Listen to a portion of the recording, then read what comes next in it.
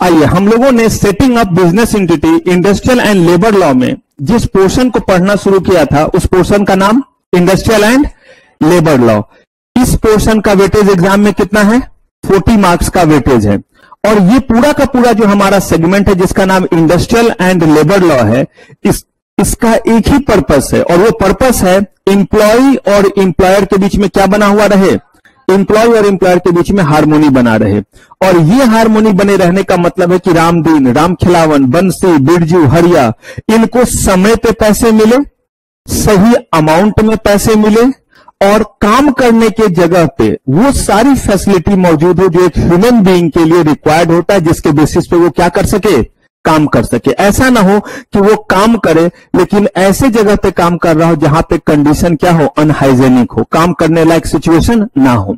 इसी में हमने ढेर सारे एक्ट पढ़े और ढेर सारे एक्ट और भी हमें क्या करने हैं? पढ़ने हैं। जिसमें से अभी हम जिस एक्ट पे हमला करने जा रहे हैं इसका नाम है कॉन्ट्रैक्ट लेबर एक्ट। पूरा नाम ये नहीं है, पूरा नाम जो है इसका contract act regulation and abolition act है। सबसे पहले जैसे हम लोग पढ़ते थे ये एक्ट है क्या, ये एक्ट कहता क्या है, तो जरा ध्यान से समझिए चीजों को, कुछ बातचीत करते हैं। हमने देखा कि दो तरह से लोग काम करने जाते हैं। एक है कि एक बंदा फैक्ट्री में गया या किसी एस्टैब्लिशमेंट में गया और कहता है कि मुझे काम चाहिए, उसका काम का स्किल और वहां काम का रिक्वायरमेंट मैच किया और उसे काम पे क्या कर दिया जाता है? लगा दिया जाता है। तो वो डायरेक्टली वहां जाकर के क्या हो गया? एम्प्लॉयड हो गया।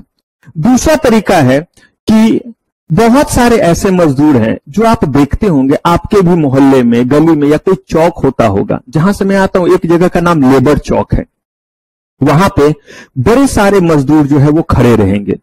मजदूर खड़े हैं, सबको जो है वो रामदीन अगर वहां खड़ा है तो राम दुलारी ने एक टिफिन दिया है, वो एल्युमिनियम का टिफिन, उससे वो अपने साइकिल पे बांधे हुए हैं। और अगर उसके पास जो है वो मेशन है, मिस्त्री है, तो उसके पास जो है वो कुछ प्लास्टर करने वाला और करनी जैसा चीज रहेगा जिससे वो ईंट वगैरह जोड़ते हैं, रखा रहेगा। कुछ पेंट करने वाले होते हैं, अपना डब्बा उब्बा लेकर के बैठा रहेगा वहां पे। जैसे जैसे समय जो है वो 8 से 9 की तरफ, 9 से 10 की तरफ बढ़ेगा, वैसे वैसे देखेंगे कि उनके चेहरे सूखते चले जाते हैं। रीजन ये कि वो काम तो करना चाहता है लेकिन उसे आज कोई काम करने के लिए लेकर के नहीं गया, उसे आज काम अभी तक नहीं मिला है। अगर वो पूरा का पूरा दिन इसी तरीके से बैठा रह जाएगा तो क्या उसे पैसे मिलेंगे? नहीं, कहा गया उसे पैसे नहीं मिलेंगे। घर पे रामदीन की जो राम दुलारी, चुन्नू मुन्नू, गुड़िया, पिंकी, बबलू का जो तैयारी कर रहा है वो सारी तैयारी के साथ वो वैसे ही उसे रहना पड़ेगा। कह रहे हैं ना कि एक तो पैसे नहीं, ऊपर से इतने सारे लोग। कहा गया ऐसे केस में जैसे जैसे समय आगे की ओर बढ़ेगा अगर कोई आएगा भी तो उसे सही जो है वो पैसा देना नहीं चाहेगा। ऐसे केस में वो लोग क्या करते हैं, एक जो है वो कॉन्ट्रैक्टर को पकड़ते हैं और कहते हैं भाई काम दिला देना। अब उस भाई का काम क्या है कि वो भाई कोई काम नहीं करते हैं, वो भाई भाईगिरी का ही काम करते हैं। और उनका काम क्या हुआ कि ऐसे 10, 20, 50, 100 मजदूर को वो जान रहे होते हैं और बोलते हैं अच्छा चल ठीक है जा तू उस साइड पे काम करने लग, ठीक है भाई तू 4 आदमी उस साइड पे चला जा, तू 10 आदमी उस मिल में चला जा, 2 आदमी उस फैक्ट्री में चला जा। यही बस उसका काम है और वो सारा रिकॉर्ड अपने पास रखते हैं। अगर आप उस मजदूर को बोलिएगा भी कि तू डायरेक्टली मेरे पास आ, तो अब वो नहीं आना चाहेगा क्योंकि उसे पता है कि आज इसके पास डायरेक्टली चला जाऊंगा लेकिन कल को अगर काम चाहिए रहेगा तो मुझे कौन काम दिलाएगा। ये अगर आप अपने जनरल लाइफ में थोड़ा सा जो है वो फ्लैशबैक में जाइएगा, थोड़ा रिकॉल करने की कोशिश कीजिएगा कि जिस समय आपके घर वगैरह बन रहे हो या पेंटिंग वगैरह का काम हो तो कुछ ऐसे भी मजदूर होंगे जिनको आप जान रहे होंगे और उनको बोलिएगा कि भाई डायरेक्टली आ जाना, तो नहीं, वही लोग हमें क्या करते हैं, काम देते। आप भले उसे डायरेक्टली 1000 रुपए दीजिएगा, उसके जरिए उसे 900 रुपए ही मिलेगा या और कम मिले, लेकिन वो डायरेक्टली आपके पास नहीं आएगा क्योंकि उसे फिर अगले दिन भी क्या चाहिए, काम चाहिए। और वो उसे आज आपके पास नहीं तो कल किसी और के पास भेज देगा, परसों किसी और जगह भेज देगा। अब मुझे बताइए अगर ऐसा सिस्टम बना हुआ है तो क्या इस सिस्टम को खत्म कर दे? हाँ या ना बताइए? बिल्कुल खत्म कर देते अगर हम डायरेक्टली उतना एम्प्लॉयमेंट क्या कर पाते, जनरेट कर पाते। अरे भाई जब हम रामदीन को डायरेक्टली नहीं जो है वो काम दे सकते तो अगर वो किसी के जरिए जो है वो काम की जगह पे पहुंच जाता है तो हम उसके काम को कैसे रोक सकते हैं? कैसे हम बोले कि आप फलाने आदमी के जरिए मत आओ, डायरेक्टली क्या हो हमारे जरिए आओ? तो इसका मतलब आपको मैकेनिज्म बनाना पड़ेगा कि डायरेक्टली लोग आपके पास आ जाए।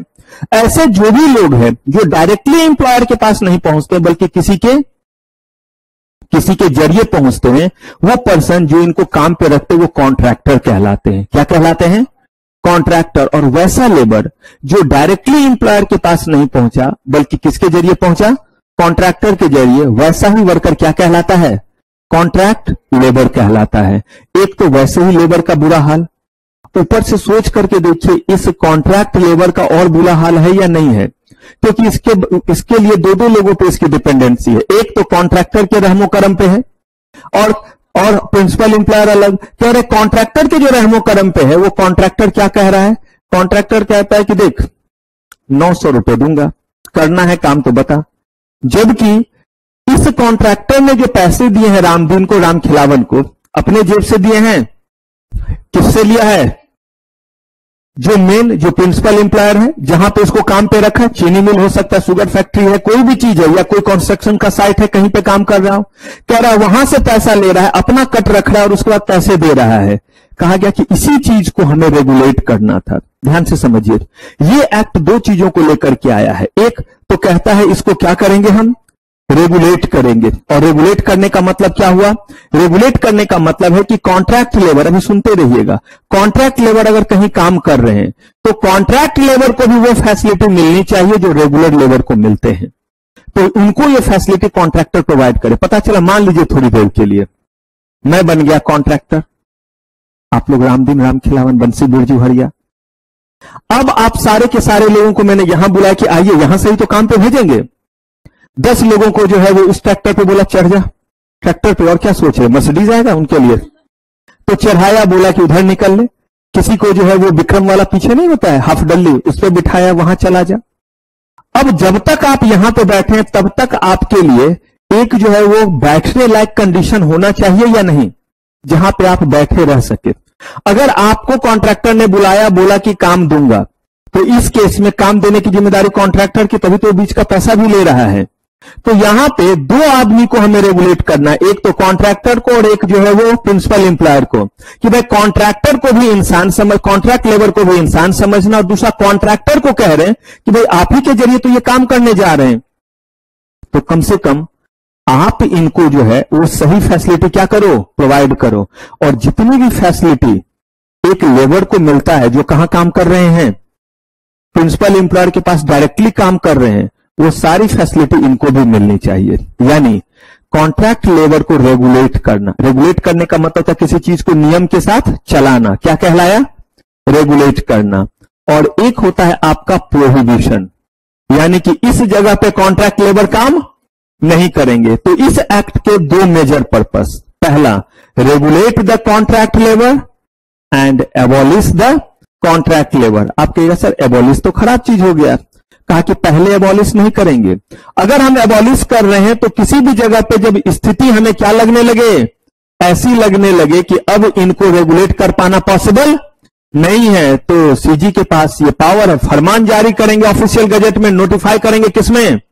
ऑफिशियल गजेट में, और कह देंगे कि इस तरह के एम्प्लॉयमेंट में खबरदार जो किसी ने किससे काम करवाया। लेकिन ऐसा करने से पहले बहुत सारे बातों का क्या रखेंगे? वो ध्यान रखेंगे। तो अब इस पूरे के पूरे एक्ट में हमें देखना है कि कॉन्ट्रैक्ट लेबर को कैसे रेगुलेट करेंगे, और वो कौन सा पल होगा, कौन सा सिचुएशन होगा, क्या सर्कमस्टांसेस होंगे जिस केस में हम बोलेंगे कि इस तरह के काम में कॉन्ट्रैक्ट लेबर से काम नहीं कराया जाए। तो रेगुलेट भी करेंगे और एबॉलिस्ट भी करेंगे, खत्म भी करेंगे।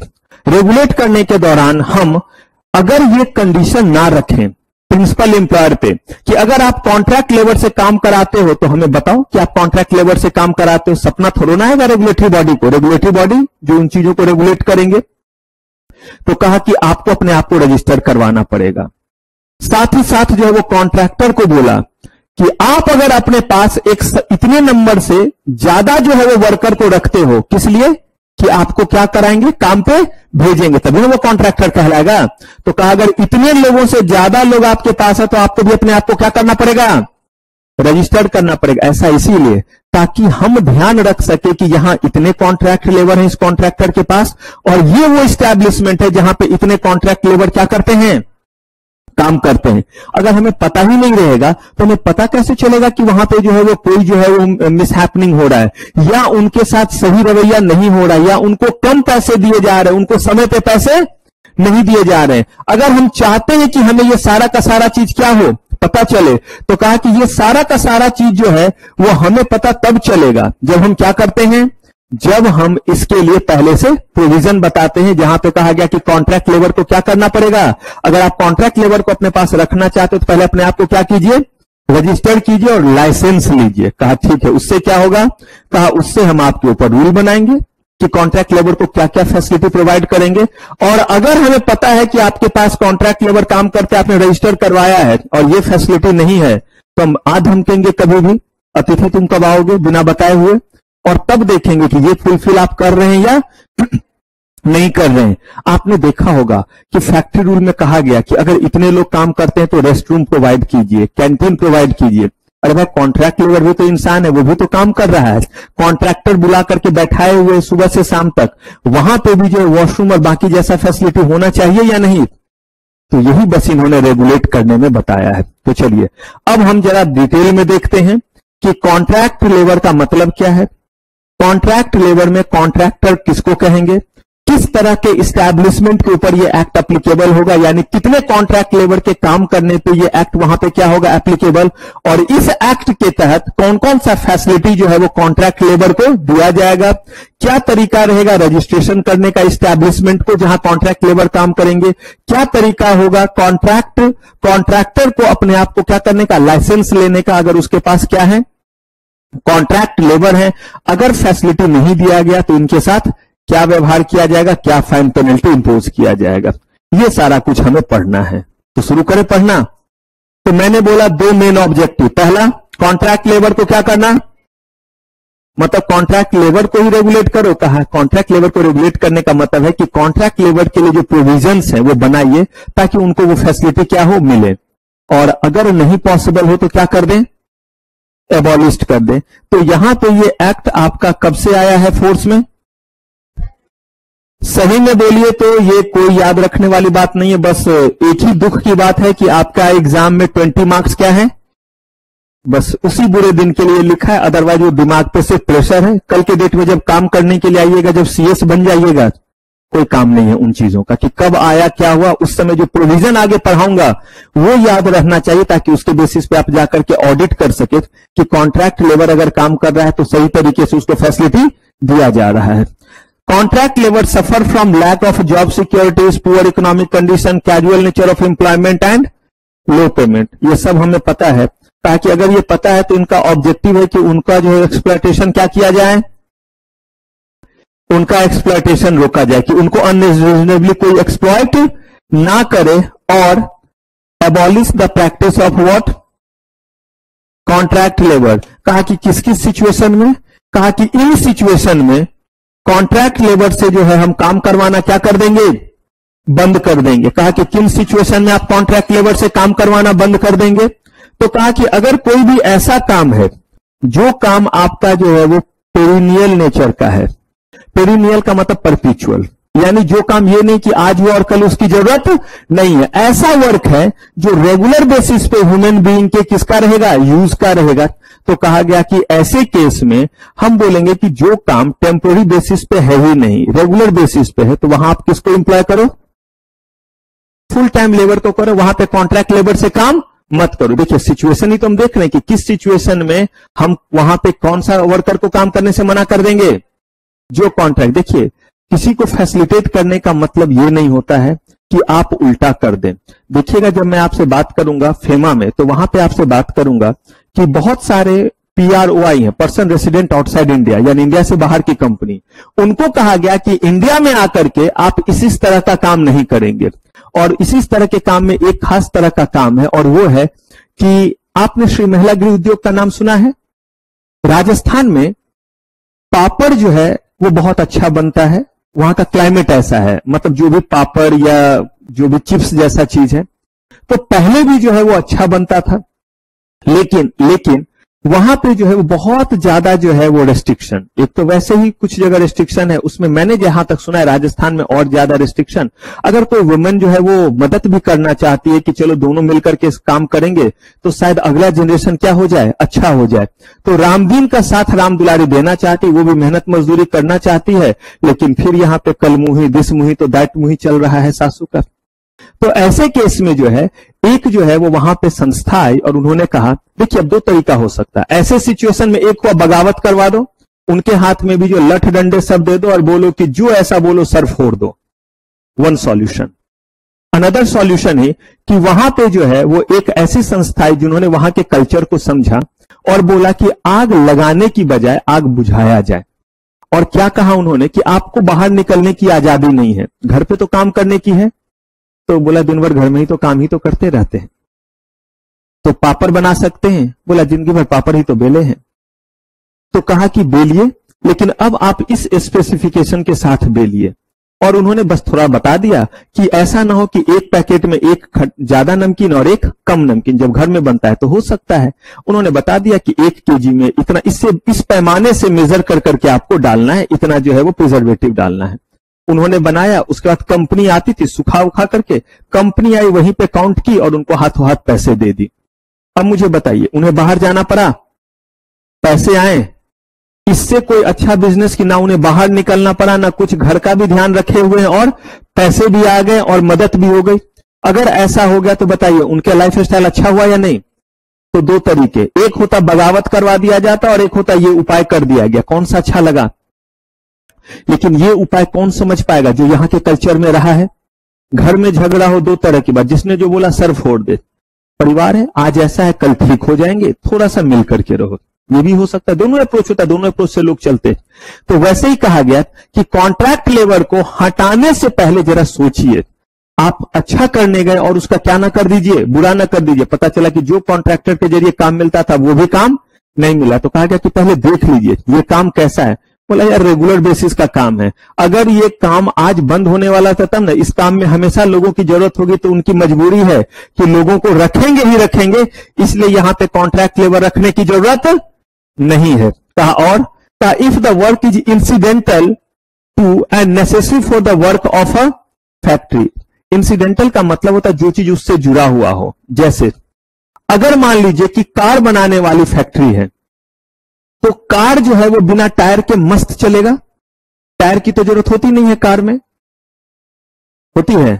तो अब एक तरफ आप कार बनाने वाला फैक्ट्री है और वो खिलौना वाला अलग है, वो तो घोड़ी वाला हो गया कि उसमें बैठ गए और ऐसे ऐसे करके जो जा रहे हैं। तो एक जो है वो आपने कार तो बना लिया, लेकिन बिना टायर के वो कार तैयार होकर के चलेगा रोड पे? कहा नहीं। तो कहा जब तक कार का डिमांड है तब तक किसका डिमांड है?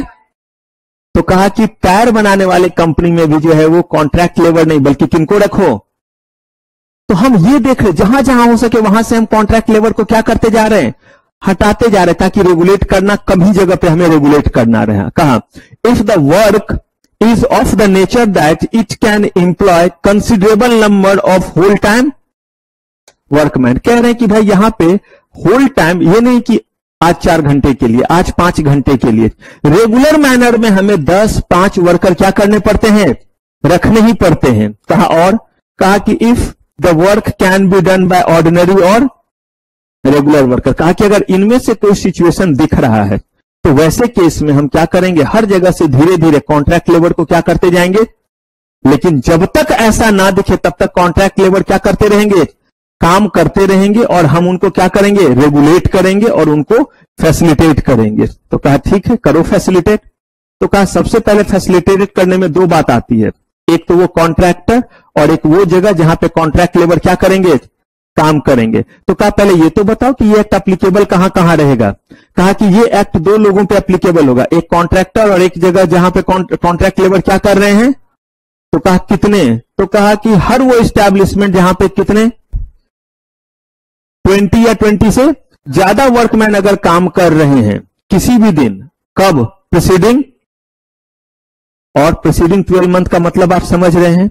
अगर मैं ये तय करने के लिए जाऊं कि आज यहां पे contract labour regulation and abolition act applicable होगा या नहीं होगा, तो मुझे आज से कितने महीने पहले जाना है, 12 महीने पहले जाना, उस 12 महीने में एक भी दिन, एक भी पल के लिए रेगुलर बेसिस पे अगर 20 या 20 से ज्यादा कॉन्ट्रैक्ट लेबर काम करते तो मेरे ऊपर यह एक्ट एप्लीकेबल होगा या नहीं?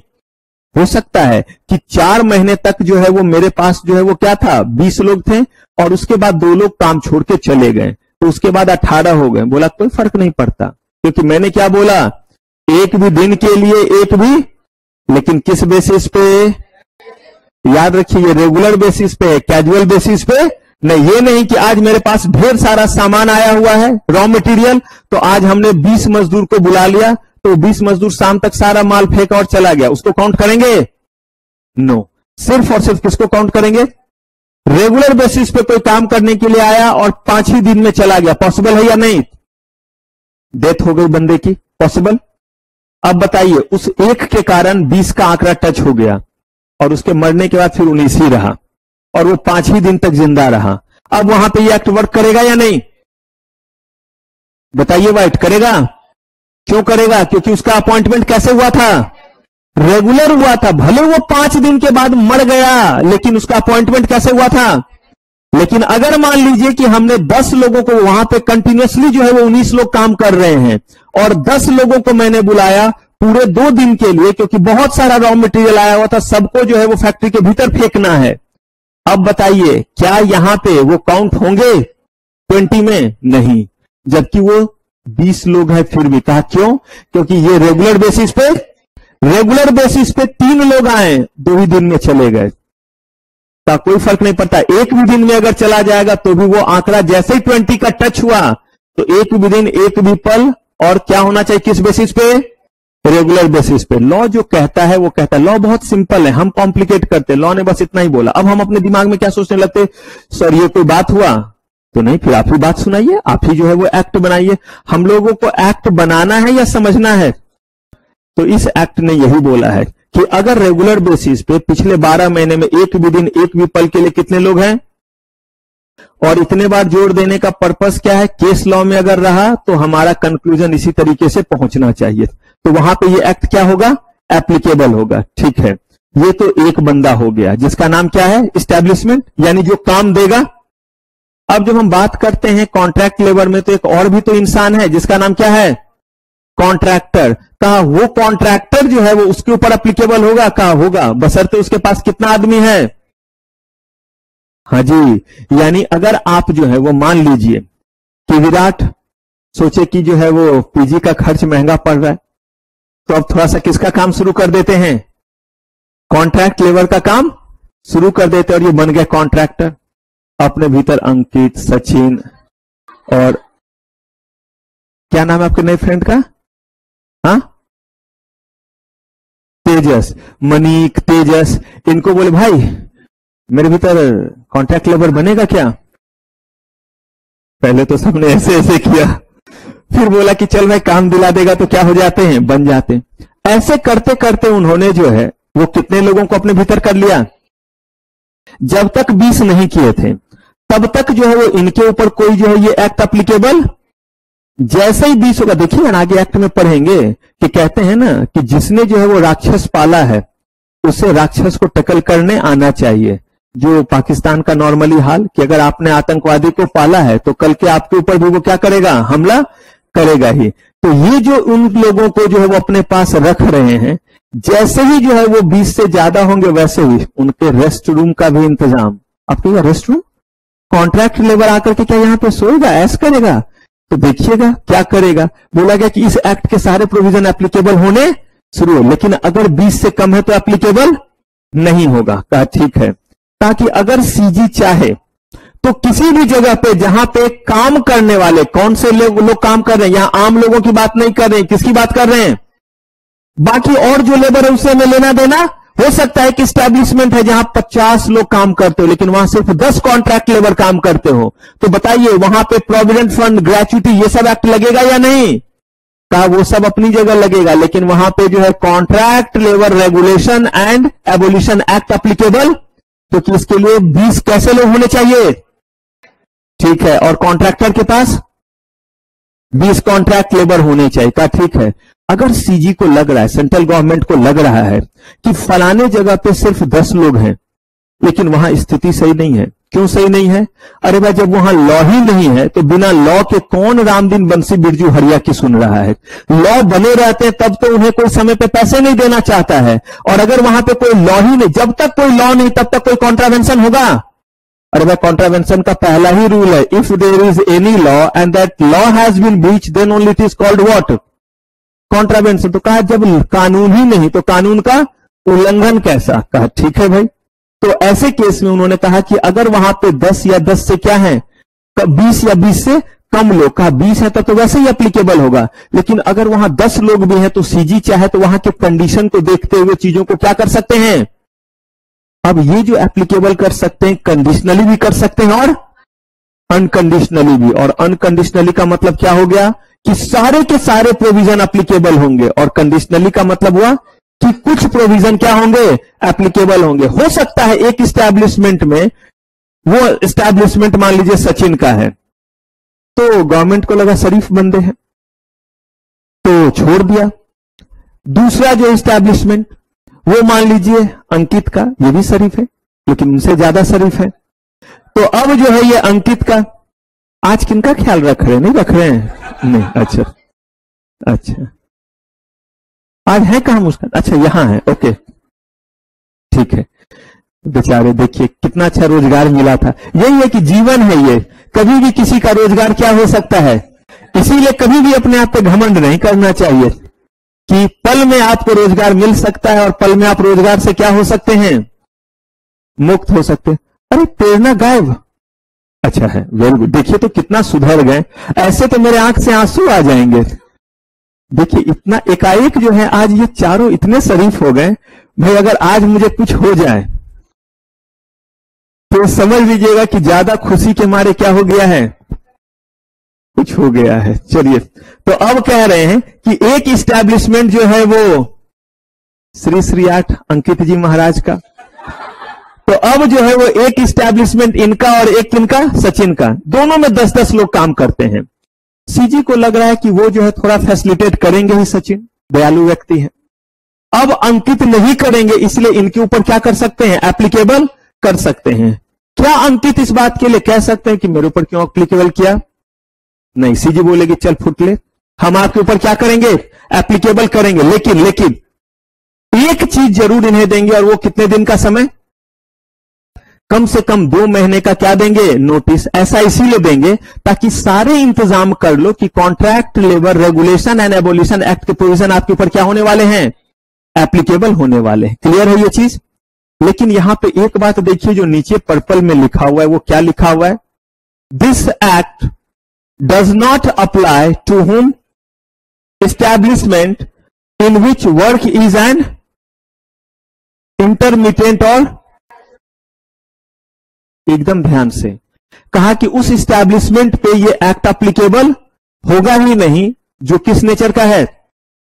इसका मतलब बताइए, अगर वहां पे 40 कॉन्ट्रैक्ट लेबर काम कर रहे हैं तो ये एक्ट एप्लीकेबल होगा? 400 कहा कितने भी लोग काम करें तो एप्लीकेबल नहीं होगा। क्यों नहीं होगा? क्योंकि वहां उन्होंने लिखा है कि अगर यहां पे इंटरमिटेंट और किस नेचर का काम हो रहा है, जरा समझ लेते हैं कि क्या मतलब है। ये क्या डिफाइन कर रहे हैं इंटरमिटेंट और कैजुअल को, क्योंकि हर एक्ट तो अलग अलग चीजों को डिफाइन करता है। आपको क्या लगता है ये क्या होगा कैजुअल और इंटरमिटेंट का मतलब?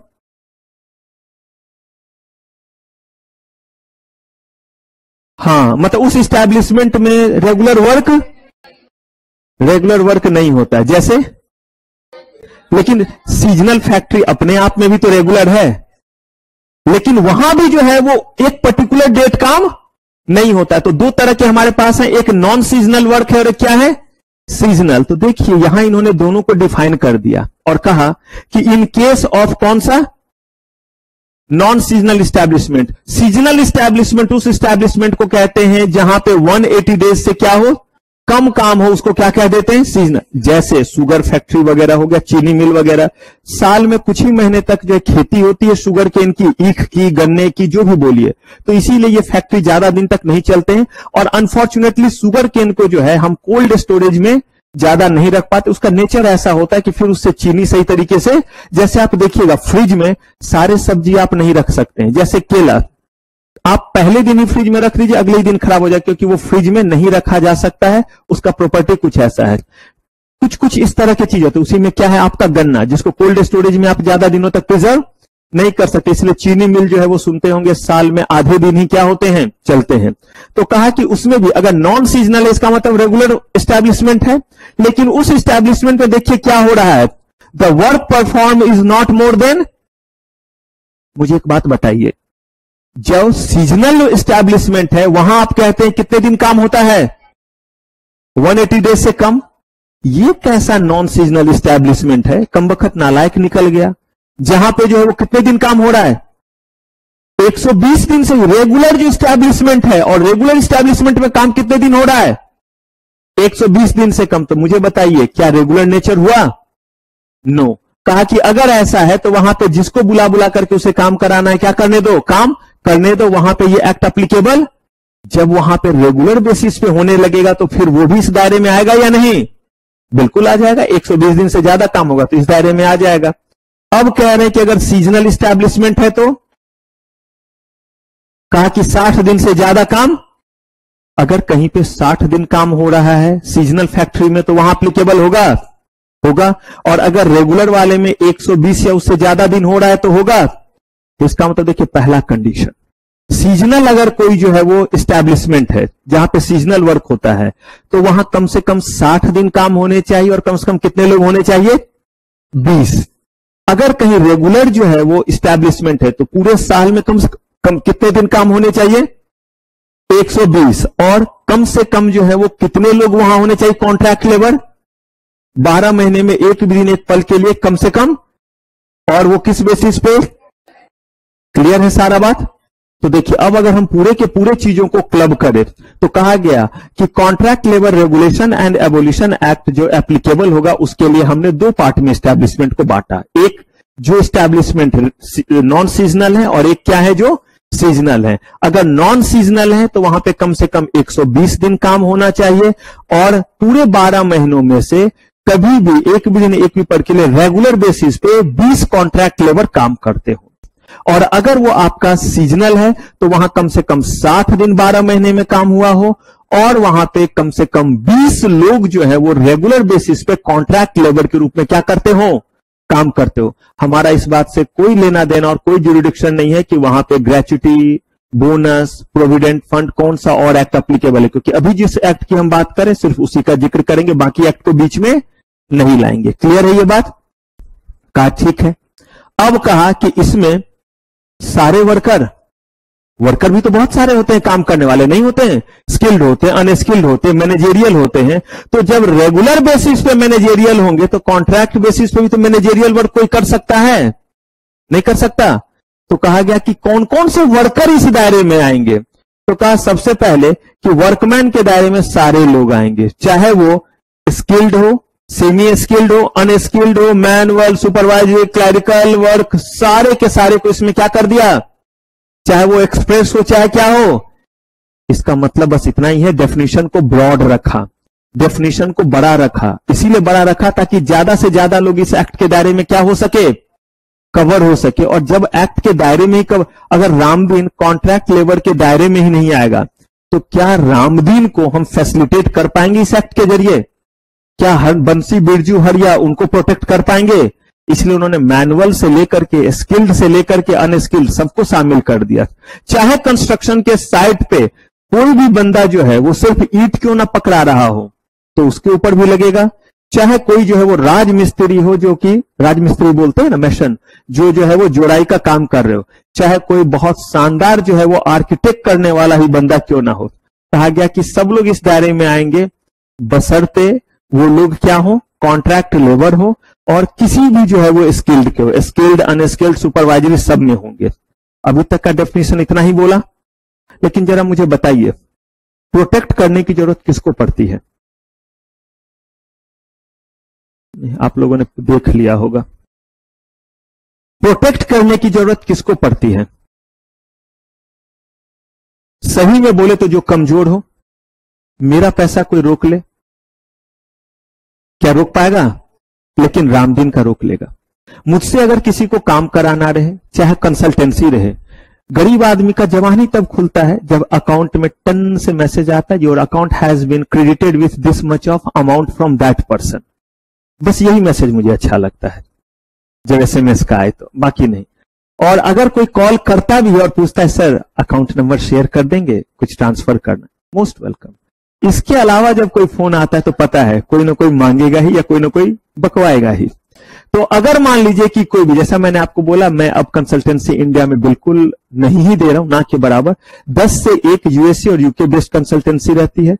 जब जैसे ही जो है वो पढ़ाऊंगा आपको फेमा में फॉरेक्स अकाउंट क्या होता है, तो जैसे ही जो है वो आता है this much of dollar has been credited in your NRE account, non resident external account, अच्छा फील होता है, गुदगुदी सा थोड़ा लगता है।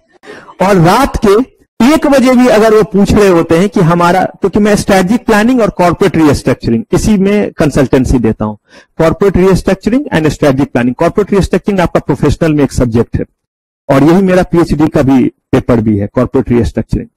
तो उसमें जब वो बोलते हैं तो रात के 1 बजे भी यकीन मानिए आवाज में ऐसे ही खनक होती है, कोई सिकन नहीं, बिल्कुल लाइव है, टनाटन दनादन। उनके लिए दिन है, मेरे लिए रात है, कोई बात नहीं है और सुबह तक रहेंगे।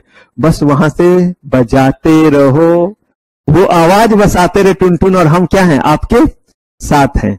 तो जरा सोचिए, मेरे पैसे जब मेरे अकाउंट में आएंगे तब मैं उनको सलाह दूंगा कि आपके लिए ये चीज करना होगा। लेकिन रामदीन दिन भर काम करता है और जब जाने लगता है तो भी लोग किचकिच करते हैं, और तुझे तो देखा था, तू तो उतने देर तक, कभी तुझे देख रहा था, तो काम कब किया है? मालिक काम तो किया, वो तो ब्रेक में गए थे, तो ब्रेक ही लेता रहता है दिन भर। खुद 4 बार सो के उठा है, क्यों? खाना खाया, थक गया, इसीलिए सो गया। अब चूंकि सो गया इसीलिए फिर भूख लग गई, तो फिर क्या किया? खाना खाया। फिर चूंकि खाना खाया तो खाने में क्या हो गया? थक गया, तो फिर क्या गया?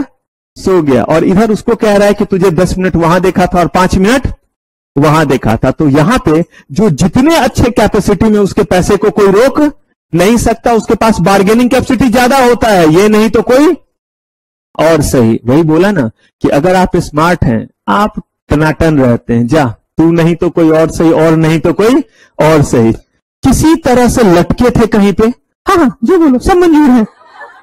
तो ये हर जगह है, चाहे आप जो है वो पढ़ाई में हो, चाहे किसमें हो, चाहे जनरल लाइफ में हो। तो यहां पे उन्होंने साफ कहा कि भाई देखिए इस जगह पे किनको किनको शामिल नहीं किया, जरा ये देख लीजिए। ए पर्सन एम्प्लॉयड मेनली इन किस पोजीशन? जो मैनेजेरियल और एडमिनिस्ट्रेटिव कैपेसिटी में है। सही में रामदीन है?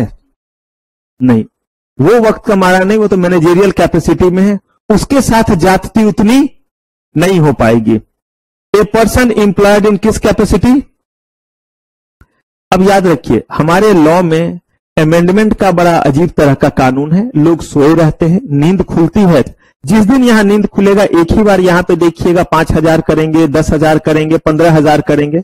अभी नींद नहीं खुला है तो क्या लिखा हुआ है? बहुत पुराने समय से इसीलिए है, लेकिन मेन कंसर्न है वो किस कैपेसिटी में है? सुपरवाइजरी कैपेसिटी में है। और उन्हें 500 रुपए पर मंथ से क्या मिलते हो? एनी फाइन डेज में आपको चेंज दिख जाएगा। बहुत सारे अमेंडमेंट लेबर लॉ के लिए गए हुए हैं, तो खैर कोई फर्क नहीं पड़ता। सुपरवाइजरी कैपेसिटी में अगर कोई है तो उनके ऊपर ये एक्ट एप्लीकेबल। इसका मतलब वो इस एक्ट के जरिए अपना प्रोटेक्शन, क्योंकि वो इस एक्ट के तहत वर्कमैन ही नहीं है, वो वर्कमैन रहेगा तभी तो इस एक्ट में क्या ले पाएगा? प्रोटेक्शन ले पाएगा। ए पर्सन एक्सरसाइज फंक्शन, ज्यादातर कौन सा फंक्शन कर रहा है? और या फिर वो कौन सा वर्कर है?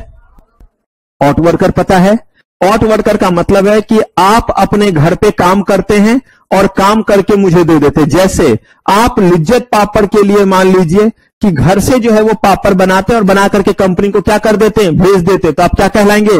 Out worker. बीड़ी वर्कर, बीड़ी बनाने वाला अपने घर में जो ऐसे नाखून में लगाते ऐसे ऐसे करके बीड़ी बनाया, बंडल बनाया और उसको कहां भेज दिया? कंपनी को जो है वो भेज दिया। ये क्या कहलाएंगे?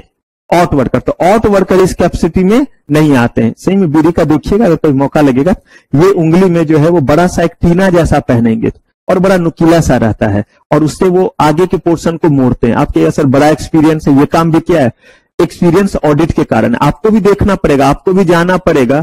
और ये नहीं कि वहां पे गए तो 2 मार भी लिया, ये नहीं है। तो गए तो बस क्या किया? देखा और ये नहीं कि थोड़ा टेस्ट करने के लिए देखे तंबाकू तो सही क्वालिटी का है ना इसमें, तो वो चीज नहीं करना है। क्लियर है? वर्कमैन के कैपेसिटी में कौन आएंगे? सारे लोग आएंगे, किनको छोड़ करके? जो मैनेजेरियल सुपरवाइजर कैपेसिटी में है, जो आउट वर्कर है, वो इसमें शामिल नहीं होंगे। क्लियर है? आउट वर्कर को इसलिए नहीं किया क्योंकि आउट वर्कर अपने घर से काम कर रहे हैं। हम आपको जो फैसिलिटी दे रहे हैं या जो हम आपको फैसिलिटी देना चाह रहे हैं वर्क प्लेस पे, वो देना चाह रहे हैं वर्कर की तरह। आप यहां तो है ही नहीं, तो आपको रेस्ट रूम क्या देंगे? आपके लिए वॉशरूम और ये सब कैसे इंतजाम करेंगे? कैंटीन से आपको क्या लेना देना जब आप कहां पे हैं? आउट वर्कर है, हमारे प्लेस पे है ही नहीं, बस इसीलिए आउट वर्कर को इसमें शामिल नहीं किया। अब एक वर्ड जो है कि कॉन्ट्रैक्ट लेबर हम कहेंगे तब किसे?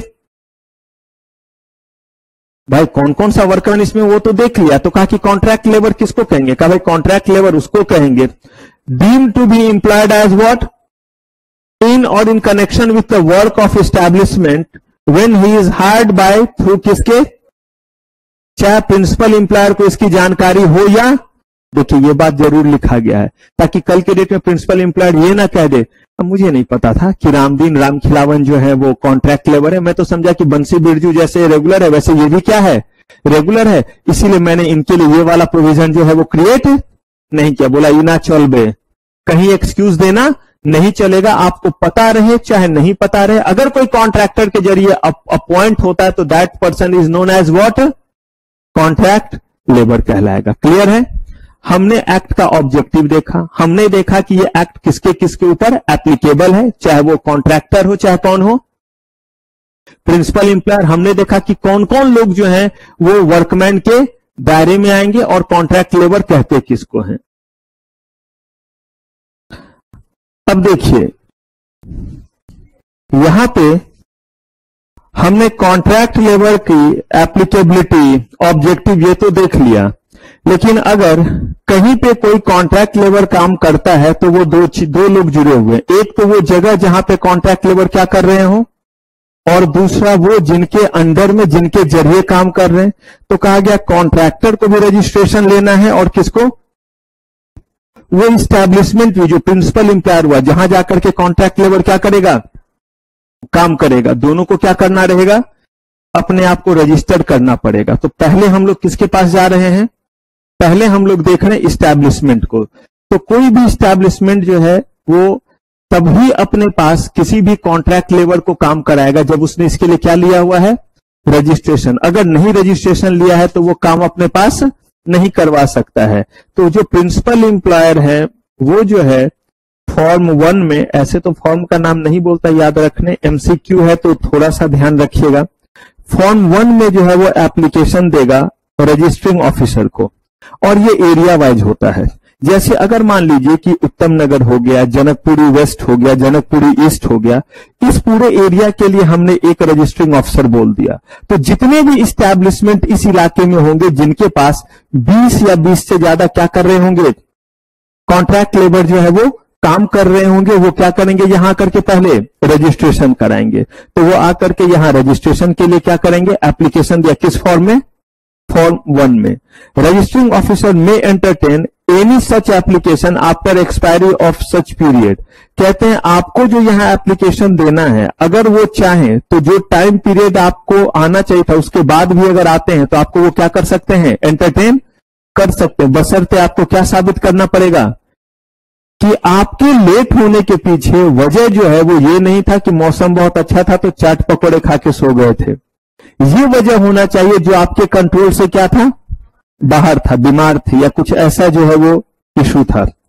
द रजिस्टरिंग ऑफिसर एंटरटेन कर सकते। Application shall be accompanied by what?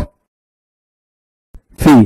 कहते हैं ना बिना जो है वो दक्षिणा के तो भगवान के घर भी नहीं जाते हैं।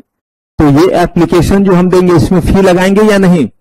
कहा गया कि इसमें जो है हम फी लगाएंगे और वो फी के साथ जो है हम देंगे। लेकिन ये जो फी दिया जाता है ये डिपेंड करता है कि कितने कॉन्ट्रैक्ट लेबर आपके पास काम कर रहे हैं। ये फिक्स नहीं होता है। ये 20 रुपीज से लेकर के 500 रुपीज तक जाता है। वैसे ये तो फी से बदल सकता है, लेकिन फी पे करने का जो अमाउंट होता है वो सबके लिए एक नहीं है। अगर आपके पास जो है वो मान लीजिए 50 कॉन्ट्रैक्ट लेबर काम करते हैं, आपको जो 50 के अकॉर्डिंग, जहां 100 काम करते हैं वहां जो है वो क्या होगा? इससे ज्यादा होगा।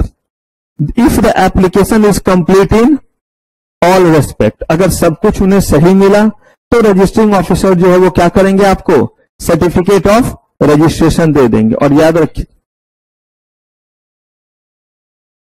फिर से बोलिए, नहीं, लाइसेंस मिलने के बाद नहीं। अगर जिस समय आप लाइसेंस के लिए जा रहे थे उस समय आपके पास 30 है, ठीक है, फिर आपके पास जो है ये बढ़ करके जो है वो हो गया 50, तो उसमें वो आपको बताएंगे कि हमने जो आपको रजिस्ट्रेशन दिया है ये रजिस्ट्रेशन आपका वैलिड है यहां से लेकर के 40 कॉन्ट्रैक्ट लेबर तक।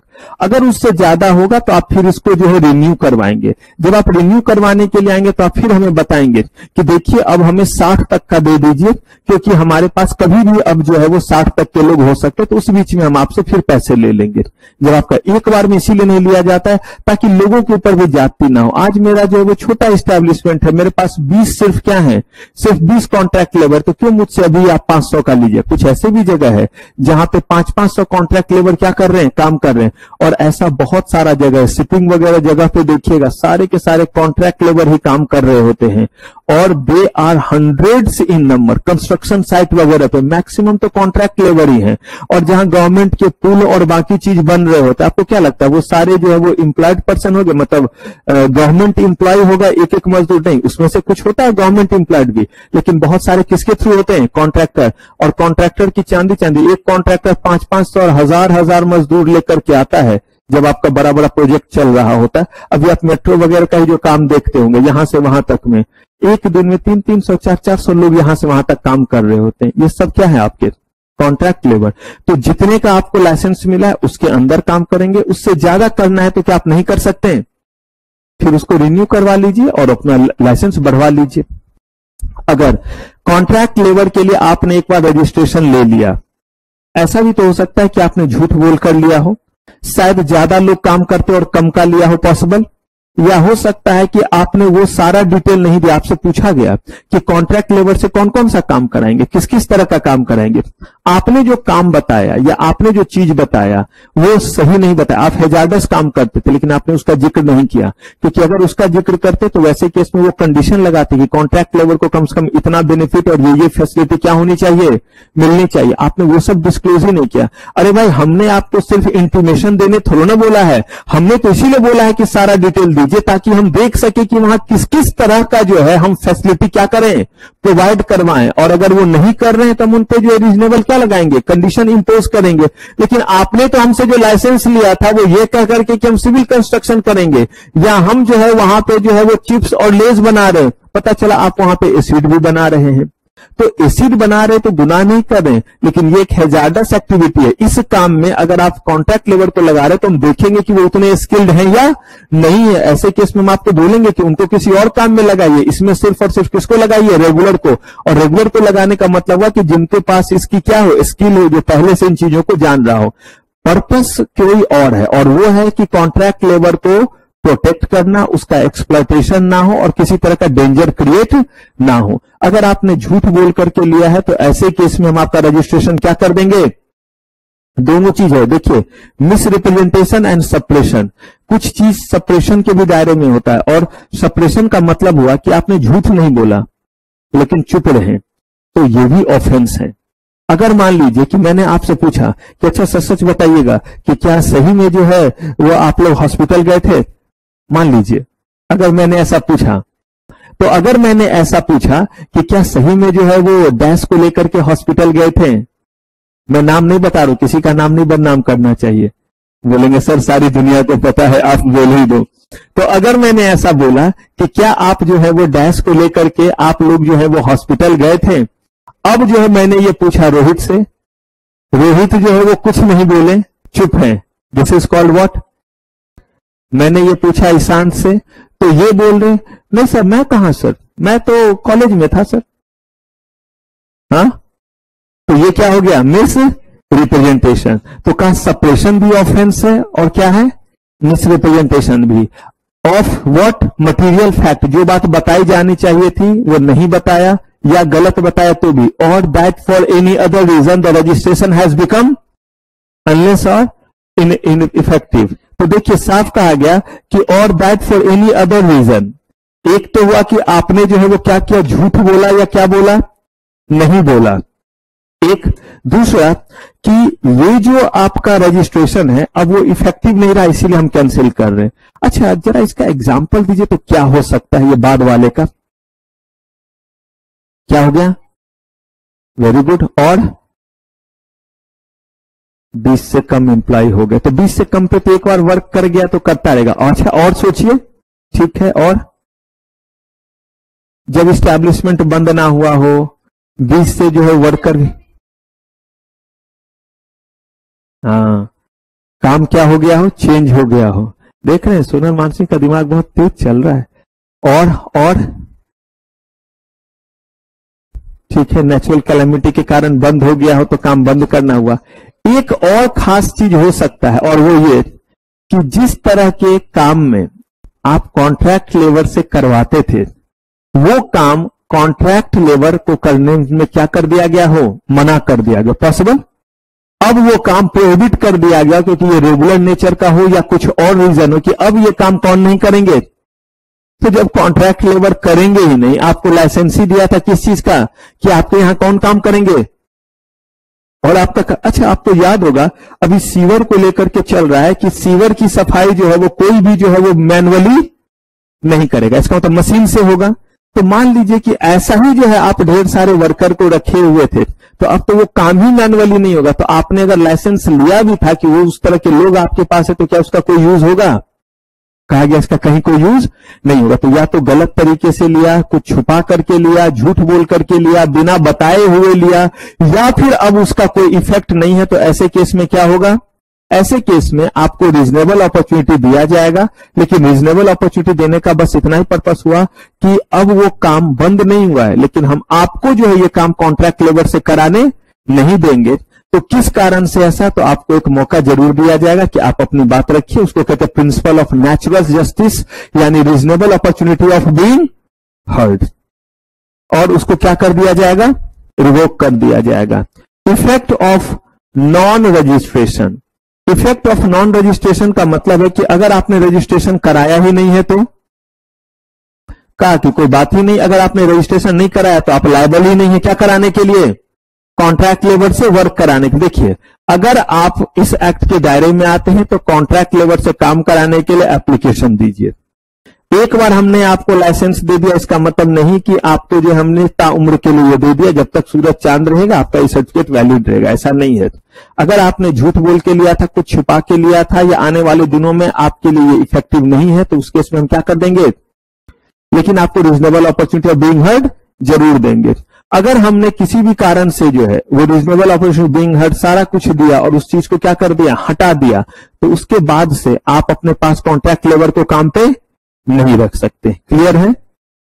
चलिए, prohibition of employment of contract labour. Appropriate government normally किसको बोलते हैं? और एप्रोप्रिएट गवर्नमेंट कब जो है वो कॉन्ट्रैक्ट लेबर को काम करने से बंद कर देगी कि इस जगह कॉन्ट्रैक्ट लेबर काम नहीं करेगा? जब उनको लगता है कि अब रेगुलेट कर पाना पॉसिबल, और यह जो हमने शुरू में पढ़ा था ये रेगुलर नेचर का काम है, यहां पे कॉन्ट्रैक्ट लेबर से क्यों काम कराया जाए, बल्कि किससे कराया जाए? रेगुलर से कराया जाए। अगर ऐसा लगा तो वो वहां पे प्रोहिबिट कर सकते हैं, लेकिन ऐसा करने के लिए वो किनसे जो है वो सलाह लेंगे? सेंट्रल और स्टेट बोर्ड। इसी चीज की क्यों? क्योंकि उनसे पूछें कि बताओ भाई इनकी स्थिति कैसी, दयनीय स्थिति है, बुरा हाल है, अच्छा हाल है, क्या है, कितना रेगुलर यहां काम होता है। If a question arises whether any process और ऑपरेशन और other work is what perennial nature का मतलब क्या बोला मैंने? रेगुलर, कि रेगुलर बेसिस पे है या नहीं। हो सकता है आपको कोई चीज लगेगी ये रेगुलर बेसिस पे था, मैं बोलूंगा नहीं इतने को रेगुलर क्या बोलिएगा। कहा ऐसा अगर कोई भी क्वेश्चन क्रिएट होगा तो किसका डिसीजन लास्ट होगा? सलाह किससे लेंगे? तो ध्यान से देखिए, सलाह लेंगे सेंट्रल और स्टेट बोर्ड से, लेकिन चलेगी मर्जी किसकी? एप्रोप्रिएट गवर्नमेंट की। तो हर जगह तो गवर्नमेंट अपनी मर्जी चलाते ही हैं, तो सुनेंगे उनकी, लेकिन फाइनल डिसीजन जो है वो उनका उनके ऊपर बाइंडिंग नहीं होगा। उन्होंने बोला कि नहीं पेरिनियल नेचर जो है वो आपका जो है वो नहीं है, तो भी उनकी मर्जी है, लेकिन उनसे सलाह जो है वो क्या करेंगे? जरूर। जैसे आप मुझसे पूछते जरूर हैं लेकिन जो मैंने बोला वो आप करेंगे नहीं करेंगे वो किसकी मर्जी है, आपकी है। लेकिन आकर के एक बार तो जरूर पूछ लेते हैं कैसे पढ़ें, क्या करें, कैसे करें। मैंने बोला अगर आप उस चीज को मानना चाहे मानिए, नहीं मानना चाहे ना मानिए। मेरा बोला हुआ चीज आपके ऊपर बाइंडिंग नहीं है। पापा ने बोला मानना चाहे मानिए, नहीं मानना चाहिए नहीं तो अगले ही दिन से ये क्या हो जाएगा, बंद हो जाएगा। चलिए आइए, कॉन्ट्रैक्ट लेबर में हम लोगों ने एस्टैब्लिशमेंट जहां जहां एप्लीकेबल होगा, वो कॉन्ट्रैक्टर जिसके ऊपर एप्लीकेबल होगा, ये सारा देखा। वर्कमैन के बारे में हमने बात कर ली कि कौन कौन वर्कमैन इस दायरे में आएंगे। अब इसके बाद बात आता है कि जो एस्टैब्लिशमेंट इस दायरे में आएंगे उनको रजिस्ट्रेशन कराना कंपलसरी है या नहीं, तो हमने देखा कंपलसरी है। उनका रजिस्ट्रेशन का तरीका देखा। रजिस्ट्रेशन मिलने का रजिस्ट्रेशन क्या हो सकता है, रिवोक भी हो सकता है। रजिस्ट्रेशन रिवोक होने के पीछे वजह या तो आपकी गलती या सही में जो है आपके लिए अब एप्लीकेबल नहीं रहा, वो हो सकता है। ठीक ऐसे ही कॉन्ट्रैक्टर जो 20 या 20 से ज्यादा मजदूरों को अपने पास रखते हैं, क्या करने के लिए, कॉन्ट्रैक्ट लेबर के लिए कि हम आपको काम दिलाएंगे, उनके लिए भी लाइसेंस लेना कंपलसरी है। उनके ऊपर भी यही सारे प्रोविजन लगते हैं कि अगर उन्होंने लाइसेंस जो है वो कुछ ना बताए हुए या गलत बता करके लिया तो कैंसिल हो सकता है, और अगर कैंसिल होगा तो उनके पास कोई राइट नहीं होगा कॉन्ट्रैक्ट लेबर को अपने पास रखने का। अब इसके बाद आती है बात कि जब हम इन दोनों के अकॉर्डिंग लाइसेंस भी दे दिया तब इनको प्रोविजन कौन कौन से फुलफिल करने होंगे, यानी कि कब इनके लिए रेस्ट रूम जैसा चीज रखना होगा, कैंटीन का इंतजाम, हैजार्डस वर्क अगर कराते हैं तो इनके हेल्थ चेकअप को लेकर के क्या क्या जो है वो एस्पेक्ट रहेंगे, और अगर उन प्रोविजंस को आपने इनके ऊपर कंप्लाई नहीं किया या वो फैसिलिटीज नहीं पूरी करवाई तो ऐसे केस में क्या फाइन पेनल्टी आपके ऊपर इंपोज किया जाएगा। तो इन चीजों का जवाब मिलेगा आपको हमारे नेक्स्ट एपिसोड में। तो यहां तक के चीजों को अच्छे से रिवाइज कर लेंगे। नोट्स इसीलिए मैंने दिया क्योंकि इस पे हम लोग एमसीक्यू नेक्स्ट क्लास में करेंगे। कोई अगर अभी तक के पढ़े हुए पे अपना हाथ आजमाना चाहे तो थोड़ा अब आगे बढ़ के दे रहे कि देखते हैं अभी तक वाले में अगर कोई एमसीक्यू रहा और वो पहले से करके आना चाहे तो उनका स्वागत है, क्योंकि हम लोग तो यहाँ पे एमसीक्यू का फिर टेस्ट करेंगे और फिर आगे बढ़ेंगे। तो चलिए, सेटिंग अप की आज की सेवा समाप्त। थैंक यू वेरी मच, आपका बहुत बहुत धन्यवाद।